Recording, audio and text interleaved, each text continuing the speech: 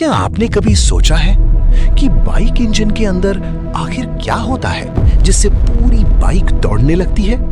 हाँ, जब rider self start दबाता है तो इंजन के अंदर फ्यूल और हवा मिक्स होते हैं। फिर पिस्टन ऊपर की तरफ जाता है और इस मिक्सचर को जोर से दबाता है। इसके बाद स्पार्क प्लग एक छोटी सी चिंगारी पैदा करता है, फायर।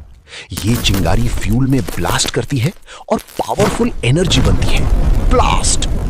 ब्लास्ट होते ही पिस्टन तेजी से नीचे धक्का खाता है और क्रैंकशाफ्ट घूमने लगती है, जीरो। यही घूमती हुई पावर चेन और टायर तक पहुंचती है और बाइक चलने लगती है, मोटरसाइकिल फास्ट। ये प्रोसेस हर सेकंड कई बार होता है। वाओ! यानी बाइक इंजन के अंदर हर समय छोटे छोटे एक्सप्लोजन्स होते रहते हैं, फायर गियर। साइंस और मैकेनिक्स सच में अमेजिंग है, मैजिक। ऐसी 3D साइंस वीडियोस के लिए सब्सक्राइब जरूर करें, बेल आइकॉन